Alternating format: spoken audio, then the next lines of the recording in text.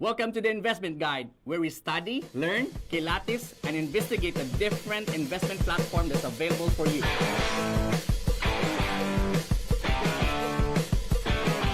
In this episode of the Investment Guide, we're gonna teach you how to make your first million. You're probably watching this episode because you want to learn how to earn your first million. And we, in the Investment Guide, decided to do a little research and ask people who have made their first million. And we're gonna share what we've learned from them. Step 1, understand how big is a million. What do I mean by that? Let's say, for example, you're earning 10,000 pesos a month.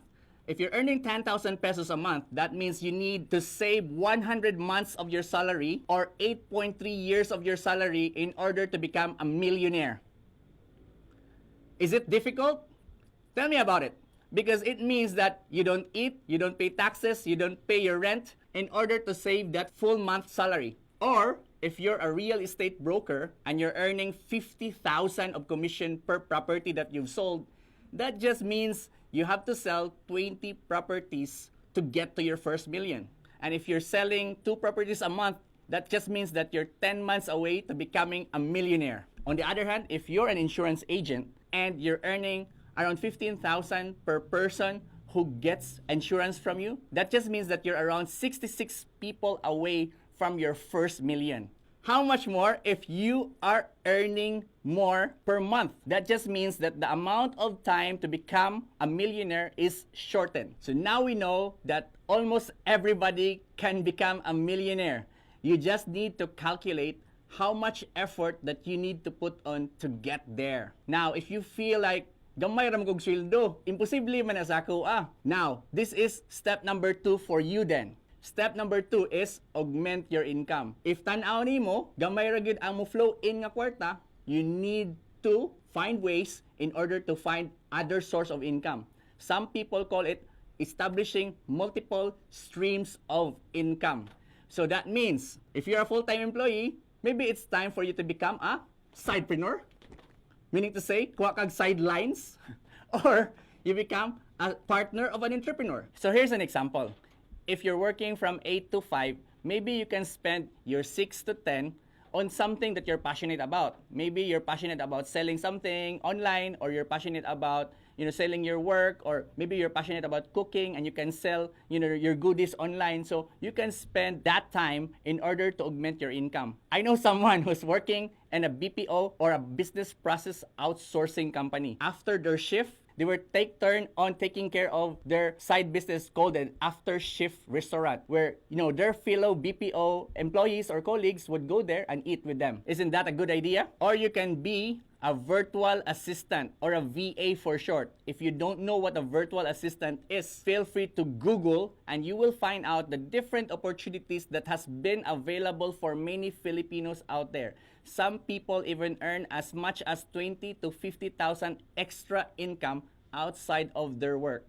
So now you can use that time to become more productive and reinvest that money back to your savings, going to your path to become a millionaire. So there are many ways to increase or augment your income. And here in the Investment Guide, we're gonna tackle them in future episodes. So if this is the first time that you've heard of or you've watched an episode of the Investment Guide, please feel free to follow Passion Cafe TV or join the group so that you will be informed of future episodes. So let's do a quick recap. Number 1 is calculate. Calculate how much effort that you need to put on in order to earn your first million. Number 2, augment.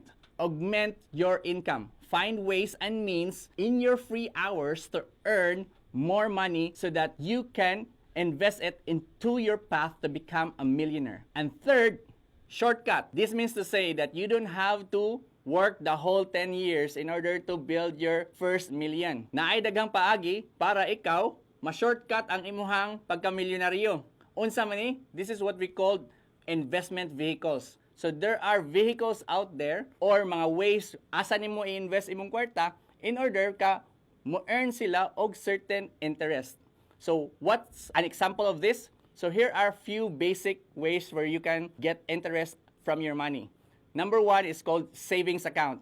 So, mga tawag bangko, mo-open kag savings account and it would give you around 0.5% of interest. If you want to be more serious, you open what's called a time deposit. A time deposit would give you around 1% of interest a year. If you want to be more sophisticated, then you invest your money in what's called a mutual fund. A mutual fund would give you around, on average, 12%. Though this is not guaranteed because, again, according to rules and investment, the higher the risk, the higher the reward. The lower the risk, the lower the reward. So the 12% is very high, but at the same time, it will also subject your cash to certain risk. We will investigate this in the future episodes of the investment guide. If you want to be more and more sophisticated, then buy stocks in the stock market. This will produce varied results for different people. Again, the higher the risk, the higher the reward, the lower the risk, the lower the reward. So you have to do your due diligence. Next is called lifestyle and managing debt. What we've noticed, guys, is this. Musaka gani imong income, musaka sa ng lifestyle. So ang ending, magkautang-utang na noon. So here's what you need to do in order to earn your first million. You have to control your lifestyle. I know, tempting kay guys, no? Mutanaw kasi mong Facebook, daghan kay nagsig bakasyon. Ay, nagbakasyon. Or, karon summer, daghan kay ngadtog beach. Kung wa kay kwarta, aton lang siyang likod, kaligo na lang. Right? So, don't go into that in order to post a picture and you say, feeling blessed, pero inutang naman. So, be real, guys. Because ang atong goal diri is to build man kaha your first million. So, ayaw na lang anang mga side things. Again, control your lifestyle. So, if sa una, nagsikag Starbucks, karon kape na lang. I-reinvest na lang to nimo imuhang Starbucks. How much is Starbucks coffee nowadays? Tag 120 pesos? Ang imong 3-in-1 is only 12 pesos. So, you can actually invest around 100 pesos to your stocks. Number 5, wise. W-H-Y. Ngano man nga ganahan ka ma-millionaire, ngano man nga ganahan ka mag-build og 1 million sa imong account. It's very important to know this because kini pagka-millionaire, kinahanglan gid siya trabahoan. Nadyo na effort and discipline. Nagni certain focus kay you have to put in. So it's very important that you know why you are doing this because sometimes it takes a little bit of sacrifice.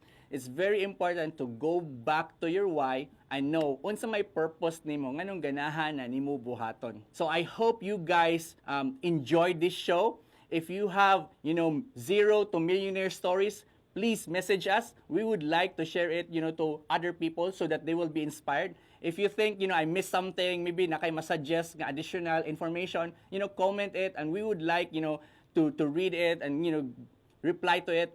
Again, go to facebook.com/passioncafetv and, just message us, like our page, subscribe, and this will give us so much encouragement to do this show more and more. And while you're at it, don't forget to join the Passion Cafe TV followers. This is the group page for you guys. So there you have it, the 5 steps in order to start building your first million. You need to calculate, augment, shortcut, check your lifestyle and debt, and learn to know why you're doing it. And if you do that, you're definitely gonna win. You're definitely gonna start a really good path to build a sizable savings and investment. Here's my challenge to you guys because this thing is very easy to do. If you look at the 5 steps, they're easy to do. And you know what? We're dedicating this episode for the dreamers and action takers and people who are so motivated to win in life. And this is for you. So if this is you and you see yourself building your first million, I want you to comment below and say, I want this, because we want you to make that first step. The first step is called commitment. So I want you to commit, guys. Comment, I want this. We want to hear you out. We want to cheer you on. We're here for you. This has been Joe, your host for the Investment Guide, where we study, kilatis, learn, and investigar the different investment that's available for you.